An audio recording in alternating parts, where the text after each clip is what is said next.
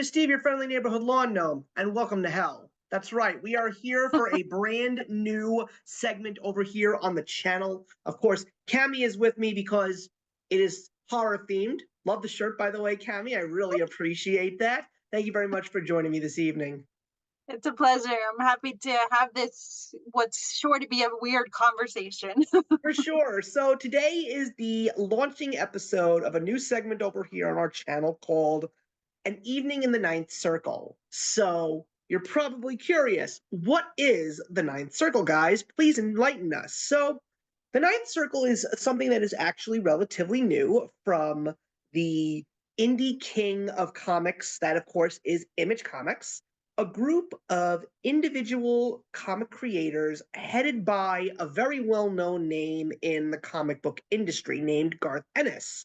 Now, Cami, I don't know how familiar you are with Garth Ennis, but if you are not, I will tell you why I'm familiar with Garth Ennis. So when I was growing up collecting comics in the 90s, he was one of the big names in comics, and he was known for very well-known titles like The Darkness over at Image. Over at DC Comics, he had Preacher, he had Hitman. He is responsible for some very well-known adult-themed comic books. As a matter of fact, he's one of the main reasons outside of Alan Moore why Vertigo Comics over at DC was so big in the 90s, because he created so many great titles that people just ate up. He was such a good writer. So I think I became accustomed to him with the Punisher. That was the first I'm not saying I read the series, but that's how I became acquainted with his name. But where he became on my map, on my radar, was with The Preacher, because that's right up my alley. Yeah, Preacher is a very well-known title. People love that book.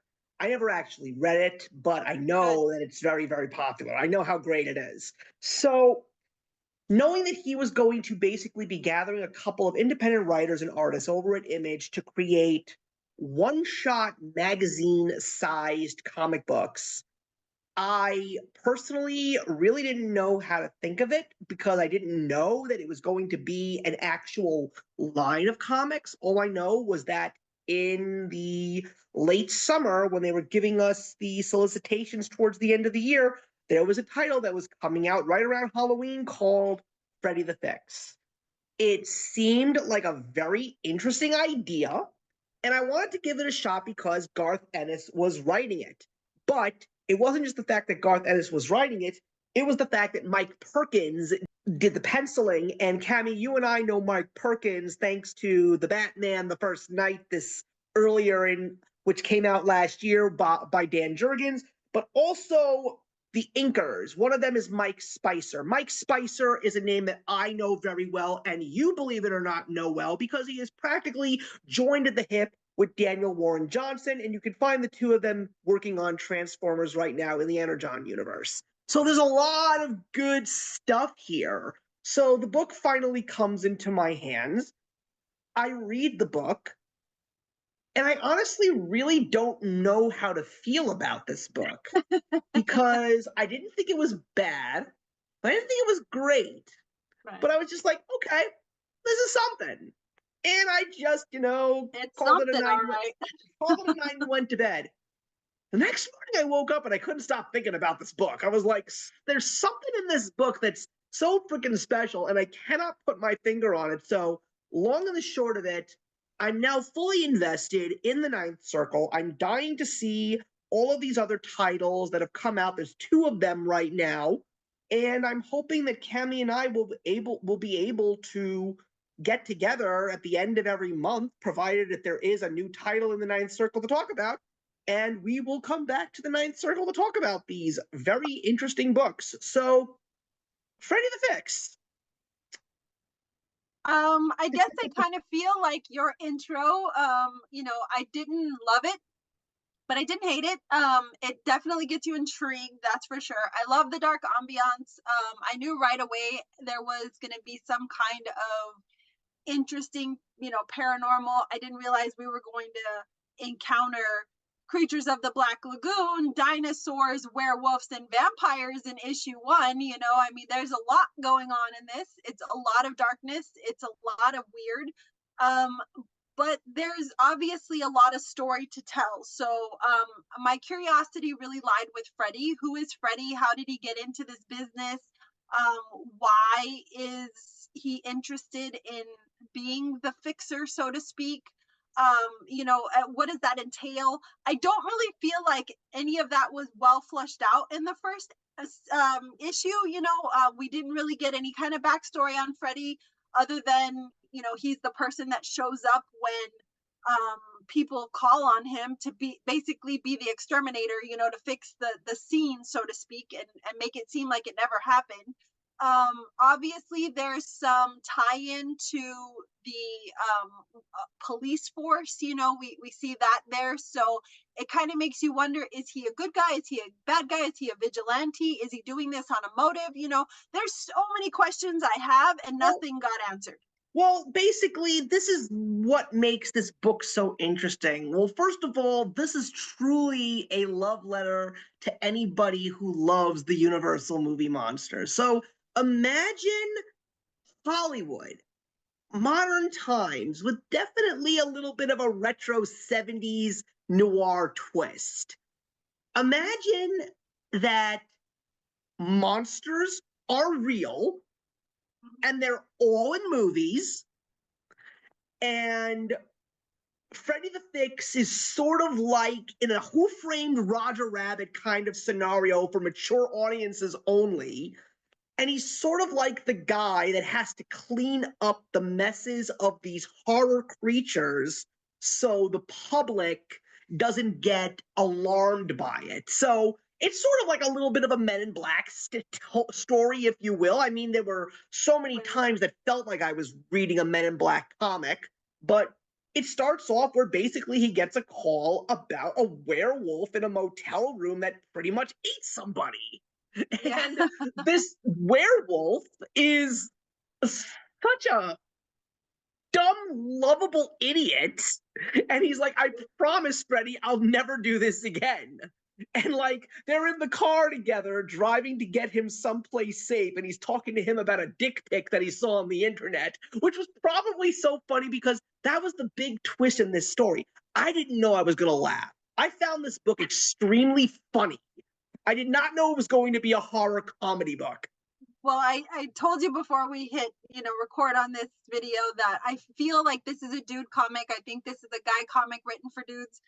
It's very crass. So if you are a female going into this and you don't get bothered by, you know, very,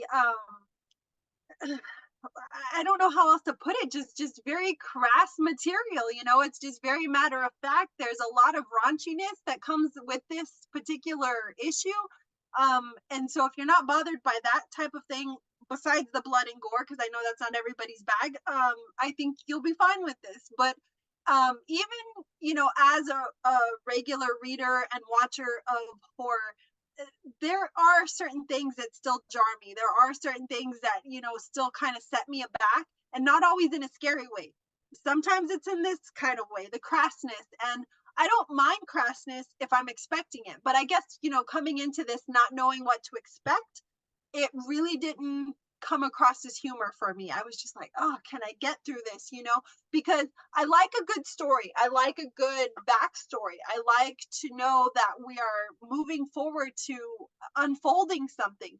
But I just felt like there was a lot of shock and awe for the sake of shock and awe without any merit or meaning. And I'm not one to really jive with that. So I'm hoping we get, as we progress in this ninth circle adventure together, that it's not just like that always, you know? Well, that's the thing. Garth Ennis has already said that even though this is a series of one shots, he is hoping that Freddie the Fix will sort of be like the staple, like the main story that goes throughout, and he wants to create more of this story. So, you know, I don't know if that's going to be based on book sales or based on how he's doing with his team as a company, but he would like to make more Freddie the Fix comics for the purposes of opening up the world. So, yes, I can see where you're coming from, Cami, but that's something that we normally get all the time when we start with a very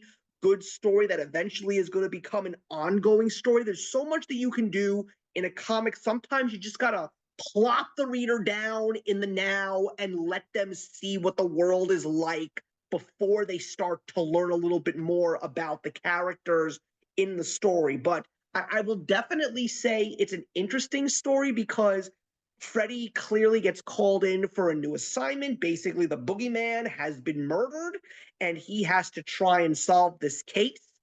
And I think what it really is it's just about a day in the life of Freddie, because that's basically what it is. It literally is a 24-hour period. We're literally reading this in real time, and we see all of these things that he does on a daily basis. Like, he goes onto a movie set and he talks to a T-Rex. That's one of the fun. That was such an unusual scene because the T-Rex is talking completely English. He has no interest in eating Freddy. He clearly is he's literally like the kind. I wonder if these dinosaurs live in apartments in the Hollywood Hills and like wake up and drink espressos and read the morning papers, you know? I'm just so curious about these monsters and what kind of life they live in an actual real world. Yeah.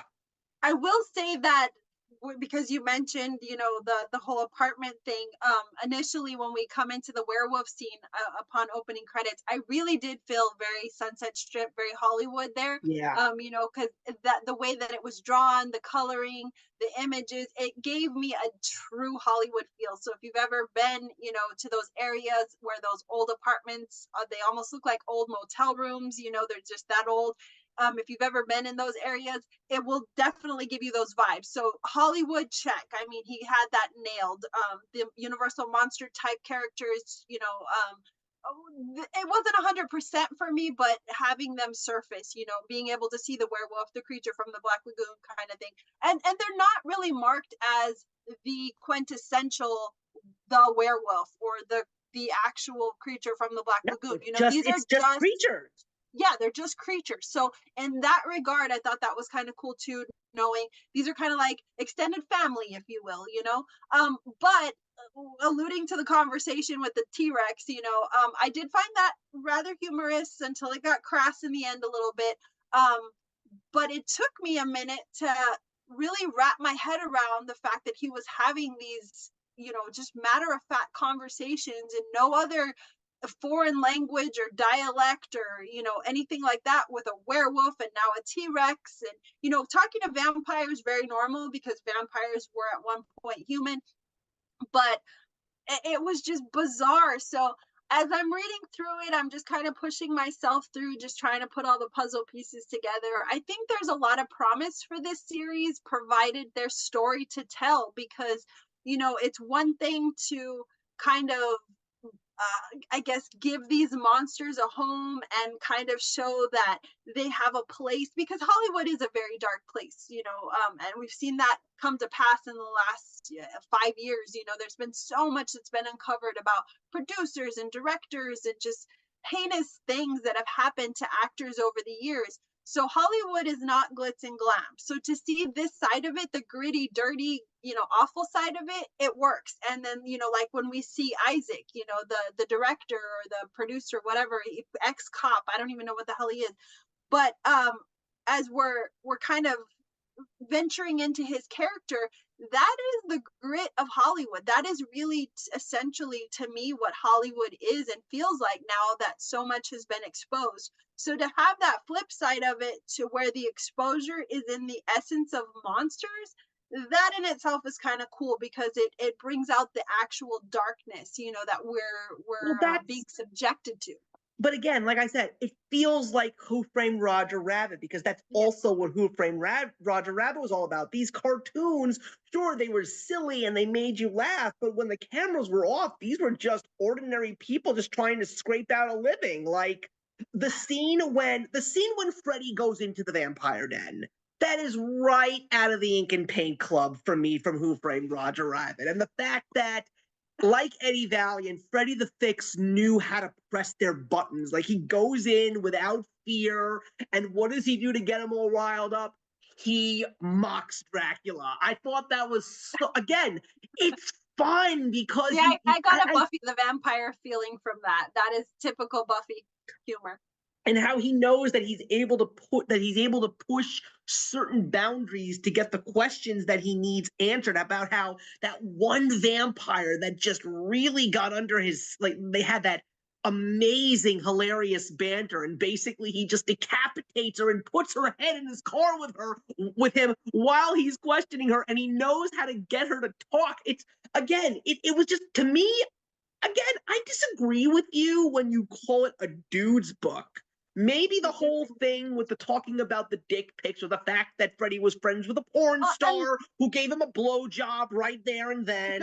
But that's the thing. See, I mean, and I didn't expect that, I'm not by the way. painting a picture that all women are feminine and no, there's very raunchy females that exist out there and they love what they love, and I'm not bagging on that. But what I'm saying is, for me as a female reader, I have my boundaries, and when it comes to crassness, when it comes to really graphic imagery, when it comes to really graphic nature and language and things like that, I start to feel uncomfortable, and I just didn't want it to get to that point. I do realize that stepping into some of these projects and some of these, series that I entertain, that there are going to be things that I don't jive with. And this just might be one of those based on dialogue alone. So when I say it's a dude book, it's a dude dialogue.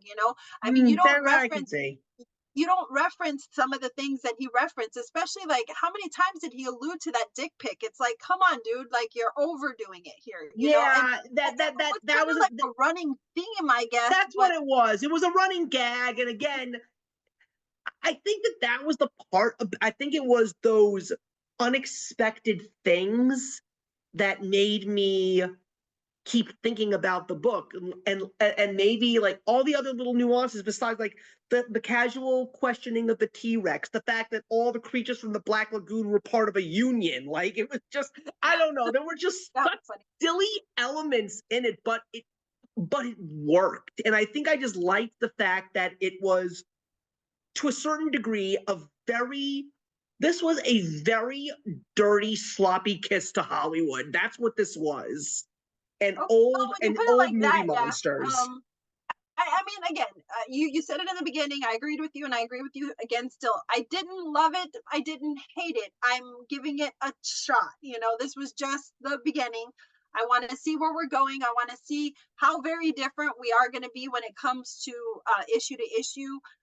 Is there going to be some kind of underlying theme? Obviously, we've alluded that Freddie is probably going to be the center of all of this, given the title, but is the stories just going to kind of die out with each issue, or are we going to see some reoccurring characters? Because I feel like with the werewolf, for example, there was a very an unflushed storyline. Like, does this Lou, does he, she, I don't know, I'm assuming it's a dude, do they ever change back to a human form? Why are they a werewolf outside of the normal parameters of what makes a werewolf? A full moon at night, how do they have any kind of recollection of who they are and what they're doing? Because a werewolf doesn't. They forget the next day. They're like, I have no idea what I've done, and they have remorse for it. And this character clearly doesn't. He just wants Freddie to clean up his mess. So I guess I'm kind of a stickler too for origins, and when it comes to monsters have very strategic rules. Vampires can be killed certain ways, and so this is something I've always grappled with as a horror reader and viewer. When someone tries to mix it up in the game a little bit, I applaud their imagination, but it really messes with my psyche because I'm accustomed to vampires only dying certain ways, werewolves only manifesting in certain ways at certain times. Dinosaurs don't talk. That doesn't mean that makes this bad. It's different, and I'm willing to try different. Yeah. But we'll see for how long. I don't know how much of this I can subject myself to.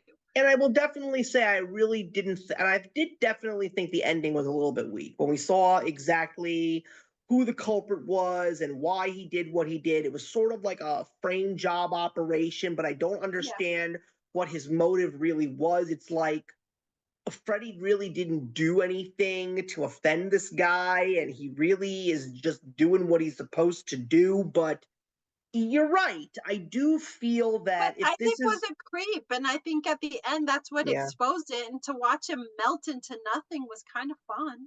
yeah, yeah, that is true. But I mean, like I said, I think Freddie the Fix is going to be the 10 pole of the Ninth Circle. I mean, I don't, again, it's going to be its own series. It's not going to really have any connections to some of the others, but Garth Ennis basically does want to have more fun with this character. I mean, what would I personally like to see? I would love to see more cases. I would love to see how Freddy became the fixer. Like, how did he actually get this job? How did this job actually exist? Was there anybody before him? Like, when did the world of monsters like start showing themselves in broad daylight, and how did they get influenced into Hollywood? Like, will we ever get any possible flashbacks of seeing like the original Dracula or the original Frankenstein's monster getting their first, it would be to me like it would be so funny if they had like a flashback black and white scene where you actually had like the original Dracula, the original Wolfman, and the original Frankenstein's monster all on the set of the Abbott and Costello movie with Bud Abbott and Lou Costello. Like, that would just be such a fun treat. I don't know. I think that would kind of, if that's where he's going with it, but I don't really feel like I he's don't taking know where he's going or with it, if I'm being trying to honest. take a comedic. I don't know. I think sometimes when you do that though, and you make it slapstick like that, it deviates from the story. It really does take away from it. So I'm not trying to think too far into the future. I'm not trying to put too much weight into each issue. I would though like to see Freddy's character fleshed out a little bit better. I want Yeah, to know his backstory, what got him involved in this, what's his interest, what's the take, is this a vigilante thing, is this a revenge thing. Obviously he knows a lot of people in Hollywood, so was he like a past actor? What is his tie to Hollywood, or is he just a Californian, that's his bag, that's where he's yeah, at, and so he wants to make Hollywood a better place. And then I also like the development of the relationship between him and Gracie. I would really like yeah, to see if maybe something develops there. Obviously they have good banter together, the dialogue was amazing there. That's probably one of the strongest points for me in this first issue is, when those two were on the page together and just their conversation. She's very articulate, she's very smart and clever in her position, and she tends to add that to whatever Freddie's mission is. She's definitely an attribute to his cause. He has respect for her, it's very clear. She obviously has a little thing for him. And I'm not so much looking for this love thing to develop. If it did, it wouldn't bother me. But I want to see her character kind of flourish a little bit and come out and see more of her, yeah, because I really feel like there's so much more her character can offer to this storyline. But yeah. again, where's it going? I don't know. Yeah, I mean, it would be great because, the Garth Ennis is a great writer. Sometimes he does have his misses. That is definitely true. But the fact that he would team up with Mike Perkins and Mike Spicer again, that would just be a treat, because I do think that the artwork in this book is absolutely gorgeous. I love, like you said, the color scheme that really shows the dark side of Hollywood. That definitely was a plus. And yeah, again, it was definitely a very interesting way to start this line of one-shot books. And if there will be a follow-up one-shot to Freddie the Fix, I'm very curious to see where it will go. But I will just say that this was definitely a book that got me interested in this whole line of horror storytelling, because there was a little bit of a teaser to the next book that was coming out called Blood Train. And Blood Train definitely was very different from Freddy the Fix. And it's a whole different feeling, a whole different atmosphere. And I'm really curious to see what our thoughts will be when we discuss that one. Looking forward to it. This was an interesting beginning. Like I said, I'm not 100% sold, but I'm not 100% lost. So I guess for a first issue, that's a pretty good scale to have, a 50-50 teeter. All right. So thank you very much for watching, everybody. Leave a comment in the box below and let us know what your thoughts were on this book if you read it. What are your thoughts on Garth Ennis in general, and what are some of your favorite pieces of his work? Don't forget to hit that notification bell and subscribe because so you're up to date with all of our latest content. And we'll see you. We'll see you soon. We'll see you in the next one. And the next weird one. Bye, guys.